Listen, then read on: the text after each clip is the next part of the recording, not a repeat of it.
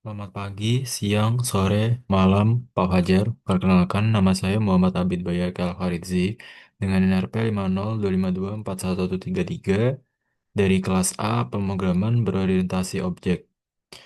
Jadi, kali ini saya akan mendemokan hasil pengerjaan ETS saya terkait pembuatan aplikasi vending coffee machine. Ini langsung saja. Jadi, dalam pembuatannya, di sini saya menggunakan 7 kelas yaitu menu, coffee, size, vending machine, transaction, inventory, dan kelas terakhir yaitu main yang digunakan untuk menjalankan aplikasi vending coffee machine tersebut. Selanjutnya masuk ke kodenya. Yang pertama ini ada kelas size. Sini untuk mengatur penambahan harga dan penambahan ingredientnya. Jadi semisal user ingin membeli coffee dengan ukuran yang lebih besar, maka harganya juga akan lebih besar dan penggunaan ingredient atau bahan-bahan pembuatan kopinya juga akan lebih banyak. Di sini saya menggunakan algoritma multiplier, jadi di mana user milih size medium, maka harganya akan dikali 1,5 dan penggunaan ingredient akan dikali 1,5. Begitu juga dengan small ataupun large, di mana small dikali 1, sedangkan large dikali 2. Lalu ini untuk atributnya, yaitu price multiplier dan ingredient multiplier. Ini untuk konstruktornya. Lalu ini untuk metode-metodenya untuk mendapatkan price multiplier dan ingredient multiplier. Dan ini ada metode override. Akan dimunculkan ketika kelas dipanggil. Misalnya untuk kelas kedua yaitu coffee. Ini untuk mendefinisikan objek dari coffee itu sendiri. Untuk atributnya ini ada name dan price harga awal dari coffee-nya. Untuk konstruktornya, lalu ini ada metode get name untuk mendapatkan name. Lalu selanjutnya, em, lalu ada metode untuk get price untuk mendapatkan price dari coffee-nya setelah dikali dengan harga multiplier dari ukuran coffee-nya yang ada di kelas size tadi. Dan ini untuk metode override yang akan muncul ketika kelas dipanggil. Untuk kelas selanjutnya yaitu inventory digunakan untuk mengatur stok-stok dari bahan-bahan yang di, yang digunakan untuk pembuatan kopi tersebut. Atributnya ada coffee beans, milk, dan sugar. Kalau untuk konstruktornya, sini ada metode as enough digunakan untuk melakukan pengecekan apakah stok mencukupi untuk pembuatan kopi sesuai dengan kriteria pembeli. Di sini ada variabel needed, hasil dari satu dikali um, multiplier dari class size-nya tadi, get ingredient, yang semakin besar ukurannya, maka ingredient yang dipakai juga akan semakin banyak. Lalu mendefinisikan variabel enough, yaitu dengan coffee beans lebih dari sama dengan needed. Jika coffee beans besar, maka mengembalikan true. Terus misal user melakukan penambahan milk, akan menambah constraint milk lebih dari sama dengan needed. Lalu jika menambahkan sugar, akan menambahkan constraint sugar lebih dari sama dengan needed, dan return enough. Selanjutnya untuk metode use ingredient, ini dipakai ketika eh, stoknya sudah cukup, jadi true atau stoknya itu cukup. Setelah itu, ingredient-ingredient yang di dalam kelas ingredient ini akan dikurangi sesuai dengan jumlah ingredient yang dipakai nantinya.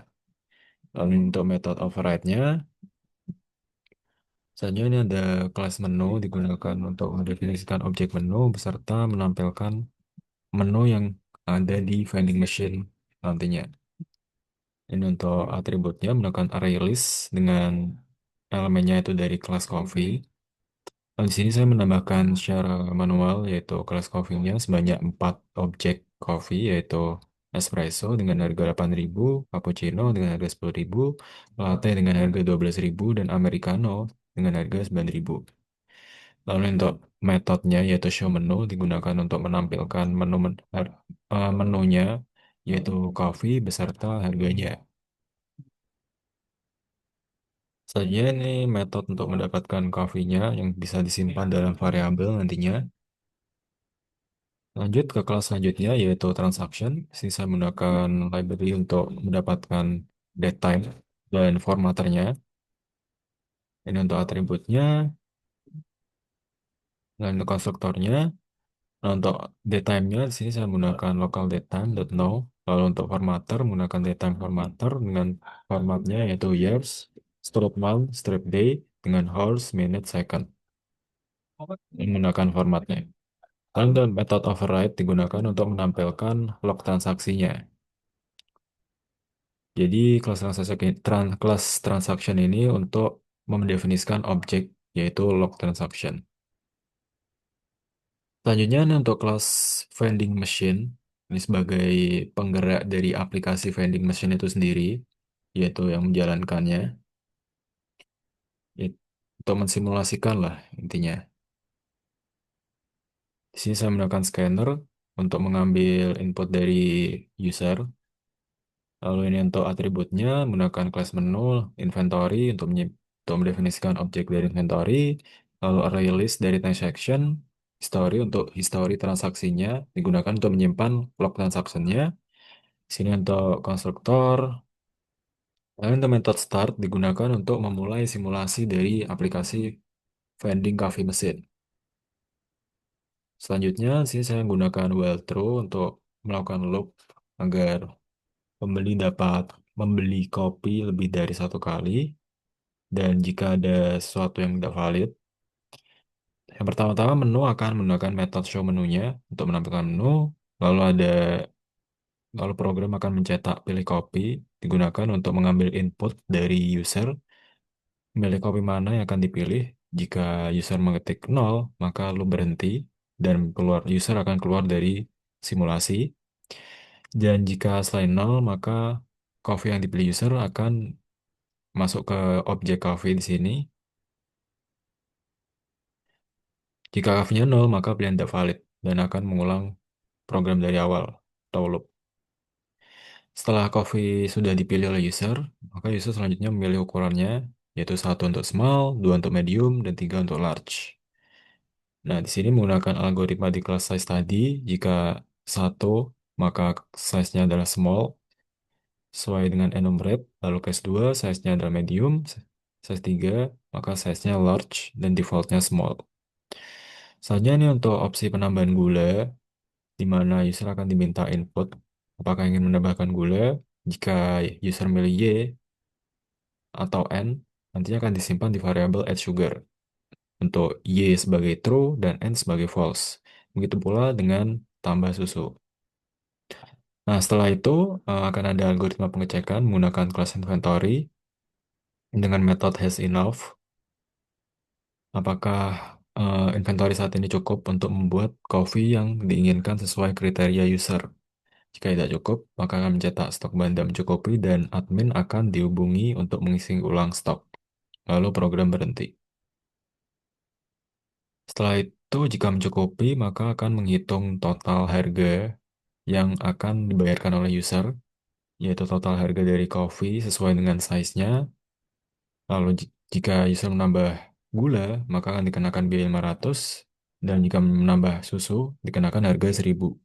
Setelah itu mencetak total harga, dan di sini user melakukan input untuk melakukan pembayaran. Dan semisal pembayaran yang dilakukan oleh user lebih dari sama dengan total harga, maka berarti pembayaran berhasil. Ingredient yang ada di kelas inventory ini akan dikurangi sesuai dengan kriteria kopi yang dibeli oleh user. Lalu jika pembayaran user itu lebih tinggi dari harga kopi itu sendiri, maka akan mencetak change atau kembalian yang akan diberikan oleh user. Lalu di sini history akan menambahkan kelas transaction untuk mendapatkan log dari transaksinya.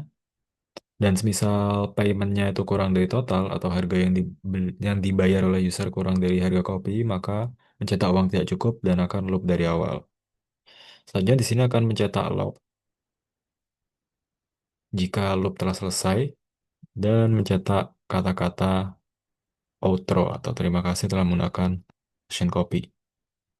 Nah, untuk metode show history-nya di sini adalah menampilkan elemen-elemen yang ada di variabel history, yaitu class transaction itu sendiri. Jika history empty, maka akan mencetak belum ada transaksi. Jika tidak empty, maka akan mencetak log transaksi tersebut. Dan untuk menjalankan program vending machine ini, saya buat kelas tambahan yaitu kelas main, di mana ini kelas yang digunakan untuk menjalankan kelas vending machine dan metodenya yaitu start untuk memulai simulasi.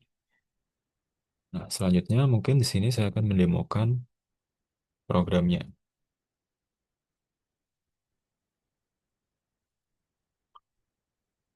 Nah, misal saya pilih espresso dengan ukuran small, lalu tambah gula true, tambah susu true, nah harga 9.500, lalu saya masukkan input untuk uangnya, dan berhasil kembali dengan kembalian 500. Misal saya beli lagi yaitu cappuccino, ukuran medium, tambah gula true, tambah susu false, dengan uang 20.000 berhasil. Lalu jika saya keluar, akan muncul riwayat transaksinya. Terus misal jika saya menjalankan lagi,